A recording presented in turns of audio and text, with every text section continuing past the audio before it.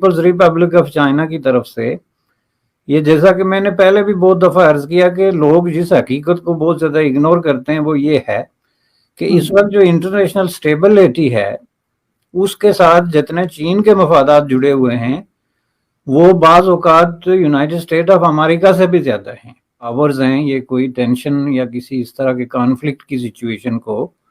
Sustain کر سکتی ہیں یا نہیں۔ تو میں سمجھتا ہوں کہ یہ اس بات کی ریفلیکشن تھی on the part of president Biden کہ انہوں نے پہلے ہی کہا تھا کہ میں اس میں ایک ریڈ لائن ڈرا کرنے کی کوشش کروں گا۔ ہیلو دوستو، جے ہند۔ دوستو، چائنا کے راشٹرپتی شی جن پنگ نے ایشیا میں کولڈ وار جیسی استھتی کو لے کر چیتاونی دی ہے۔ امریکہ اور ان کے سہایک دیشوں نے چائنا کے بڑھتی آرتھک استھتی پہ پربھاؤ ڈالنے کی کوشش کر رہے ہیں۔ ایک نئی کولڈ وار کو چھیڑنے کی کوشش کی جا رہی ہے۔ دنیا کی دو سپر پاورز چائنا اور امریکہ کے بیچ کئی مدعوں کو لے کر تناؤ ہے۔ ان مدعوں میں Taiwan, Hong Kong, South China Sea جیسی کئی مدعے شامل ہیں۔ پاکستان میڈیا اس کے بارے میں اور کیا کہتے ہیں، آج کی اس ویڈیو میں اس کے بارے میں چرچا کیا جائے گا۔ تو چلیے دیکھتے ہیں آج کی اس ویڈیو کو، لیکن اس سے پہلے اگر آپ اس چینل پہ نہیں ہو تو چینل کو سبسکرائب کریں تاکہ ہر ویڈیو آپ کو ملتی رہے۔ ایک بہت بڑا اہم ایونٹ چل رہا ہے، دنیا کا ایک بڑا ایونٹ G20 سمٹ بالی میں، جس میں ایک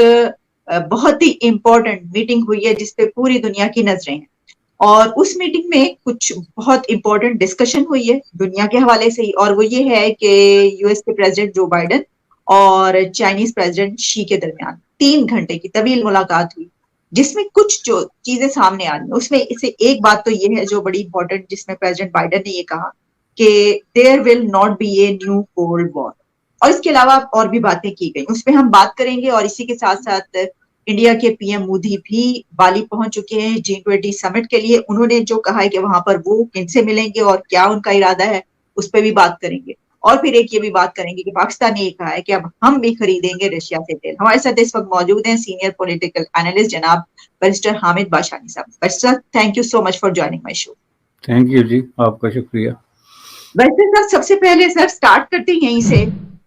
انہوں نے کہا ایک تو 3 گھنٹے کی ملاقات ہوئی، شیک ہینڈز ہوئے، بڑی اہم تھی، سب کی نظریں اس کے اوپر تھیں۔ کچھ بڑی اہم باتیں جس میں ایک بات جو کہ پریزیڈنٹ بائیڈن کی طرف سے کہی گئی کہ نو کولڈ وار جو اب کہا گیا ہے، تو اس کو آپ کیسے دیکھ رہے ہیں؟ کیا یہ ایک بہت بڑی سٹیٹمنٹ ہے؟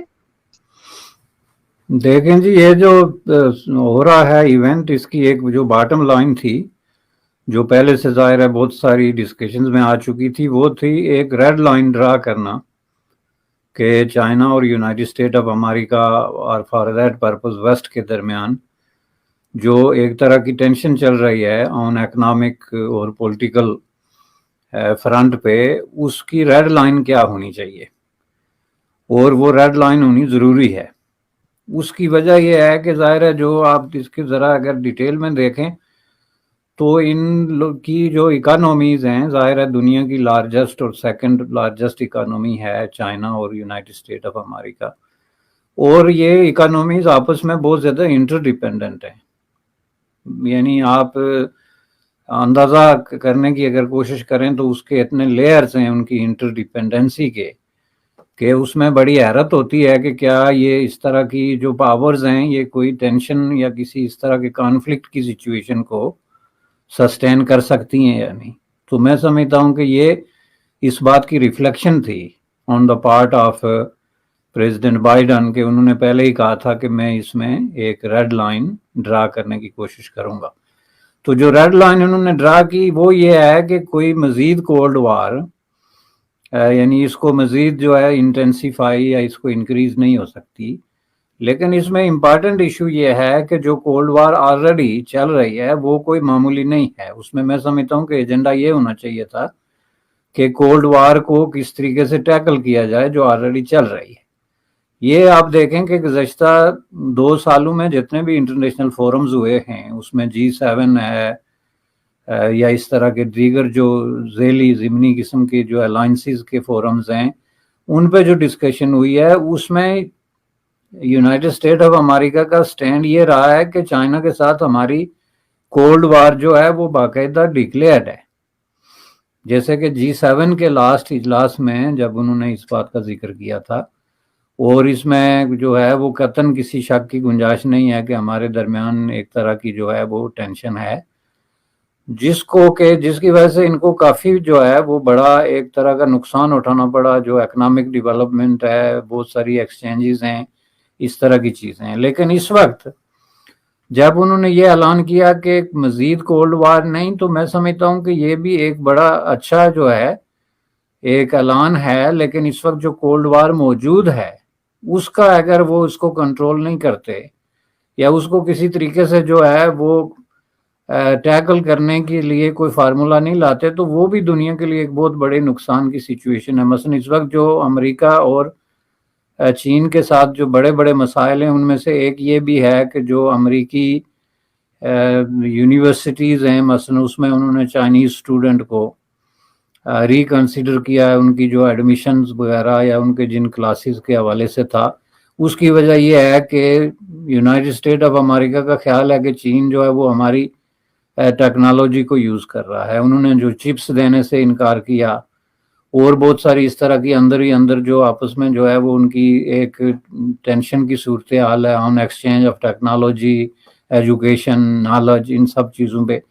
उसकी वो रिफ्लेक्शन है असल में एक बहुत बड़ी कोल्ड वार की,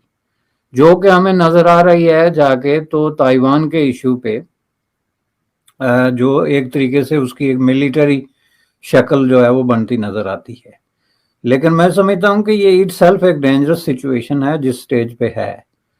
और अगर ये इसको इस तरीके से कंट्रोल नहीं करते तो इन केस ऑफ ताइवान, जिस तरह के रूस और यूक्रेन के मसले पे हुआ, अगर इनके दरमियान एक जो है वो टेंशन मज़ीद बढ़ती है तो इससे जो दुनिया में जो इकनॉमिक एक डिप्रेशन है और जो एक तरह की सिचुएशन है उसको मज़ीद मेरे ख्याल में जो है वो उस पर असर पड़ेगा। तो इसलिए इन्होंने बहरहाल ये ऐलान किया है कि हम मज़ीद कोल्ड वार जो है उसको अफोर्ड नहीं कर सकते, और मेरे ख्याल में ये एक रेड लाइन है जो इन्होंने क्रॉस की है। एक चीज़, दूसरी चीज़ जो है ये तो यूनाइटेड स्टेट ऑफ अमेरिका की तरफ से, दूसरी तरफ जो है वो पीपल्स रिपब्लिक ऑफ चाइना की तरफ से। ये जैसा कि मैंने पहले भी बहुत दफ़ा अर्ज किया कि लोग जिस हकीकत को बहुत ज़्यादा इग्नोर करते हैं वो ये है कि इस वक्त जो इंटरनेशनल स्टेबिलिटी है उसके साथ जितने चीन के मफादात जुड़े हुए हैं वो बाज़ औक़ात यूनाइटेड स्टेट ऑफ अमेरिका से भी ज़्यादा हैं। चूँकि दुनिया में जो स्टेबिलिटी और जो नॉर्मल एक सेटअप है उसके अंदर चीन जो है वो बहुत बड़ी तजारत कर रहा है, ट्रेड कर रहा है, इन्वेस्टमेंट कर रहा है, तो वो ज़ाहिर है कि कंडीशनल है दुनिया में स्टेबिलिटी के साथ। इसलिए जो चीन का मफाद है वो दुनिया को स्टेबलाइज करना और इसको कंटिन्यू रखना है इस शक्ल में। तो इसलिए ज़ाहिर है उनकी तरफ से जो इसका रेसिप्रोकल उनकी तरफ से जो जवाब आया है रेड लाइन के हवाले से वो भी पहले से तैयार था, क्योंकि मेरे ख्याल में दोनों पावर्स जो हैं उन्होंने ये तय कर लिया था कि अब हम इस स्टेज से आगे नहीं जा सकते, क्योंकि अगर हम जाते हैं तो ये दुनिया के लिए और दोनों मुल्कों के लिए जो है वो एक प्रॉब्लम हो। दोस्तों, आज की इस वीडियो में फिलहाल इतना ही। अगर आपको ये वीडियो पसंद आया तो वीडियो को ज़्यादा से ज़्यादा शेयर करें और ताज न्यूज़ चैनल को सब्सक्राइब करें।